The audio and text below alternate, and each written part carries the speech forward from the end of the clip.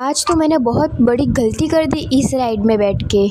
So hello and welcome back to my mini vlog. तो देखो, हम तो शाम को घर पे ऐसे ही आराम से बैठे थे और अचानक हमारा डिसाइड हुआ कि हमें मेले में जाना है, क्योंकि हमारे पास आ चुके थे मेले के पास और मैं बहुत ही ज़्यादा एक्साइटेड थी सारी राइड्स में बैठने के लिए। तो देखो, हम तो निकल चुके थे और तो देखो, हमेशा की तरह हम सब कजिन जा रहे थे, लेकिन मामी और मासी भी आ रहे थे हमारे साथ। और वहाँ जाकर देखा तो इतनी सारी बाइक्स थी कि लगा कि पूरी दुनिया आज यहीं पर है। और जैसे ही एंटर हुए वैसे वनिता विश्रम की प्यारी सी जल परी देखी हमने।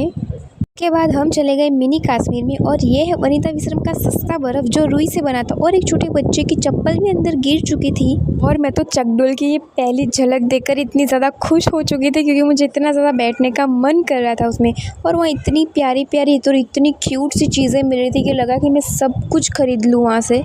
आओ आपको सिखाती हूँ उनके फ़ोटो कैसे खींचते। चलो मैं आपके फ़ोटो खींच देती हूँ। देखो, उसके बाद मैं एक खरीदने तो वाली नहीं थी, लेकिन फ्री में टेस्ट ज़रूर करने वाली थी एक एक करके सब कुछ। और दूर से ही चकडोल जी इतनी प्यारी लग रही थी, पास जाके तो और भी ज़्यादा खूबसूरत लगने वाली थी वो। और मुझे यही डर था कि कहीं मैं मेले में गुम ना हो जाऊँ छोटे बच्चों की तरह, इसलिए मैं दीदी को पकड़ पकड़ के चल रही थी। आज के मेले की हमारी सबसे पहली राइड ये होने वाली थी, जो कि कोलंबस। और कोलंबस में पीछे बैठने का मज़ा कुछ और ही होता है, तो हम तो पीछे जाकर बैठ चुके थे। और ये थी हमारी दूसरी राइड। तो पहले तो मुझे लगा कि शायद मैंने इसमें बैठ के गलती कर दी, क्योंकि इस राइड में कुछ भी नहीं था। मुझे लगा शायद मेरे पैसे और मेरा पास दोनों ही वेस्ट हो गए, पर ऐसा बिल्कुल भी नहीं था। जैसे जैसे टाइम जाता गया, उस अंकल ने इतनी ज़्यादा स्पीड बढ़ाई कि सच में मेरे पैसे वसूल हो गए थे इस राइड में।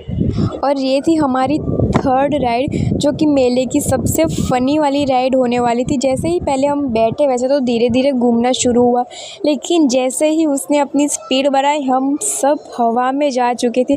और मैं तो पूरी चिपकली की तरह बन चुकी थी अंदर। अगर आप मुझे देख रहे हो तो मुझे ढूंढना कि मैं इसमें कहाँ पर हूँ, और कमेंट में ज़रूर बताना मैं कैसी लग रही थी।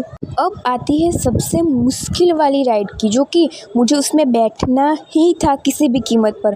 देखो, पहले तो मेरी बहुत ही ज़्यादा फट रही थी, लेकिन हमें आगे बैठना था, पर भैया ने हमें सबको पीछे बिठा दिया। तो अब देखना कि मैं कहाँ पर, और कमेंट करना कि मैं कहाँ पर कौन सी सीट पर बैठी हूँ। पहले तो मुझे डर नहीं लगा, लेकिन जैसे ही राइड शुरू हुई मेरी फटके हाथ में आ चुकी थी। इतनी ज़्यादा डर गई थी मैं कि अब तो लगा कि आज के बाद मैं कभी व्लॉग नहीं बना पाऊँगी, सबको अलविदा आज ही कहना पड़ेगा, ये मेरा आखिरी मिनी व्लॉग होने वाला है। पर ऐसा कुछ भी नहीं था, पूरी 5 मिनट चली थी वो राइड।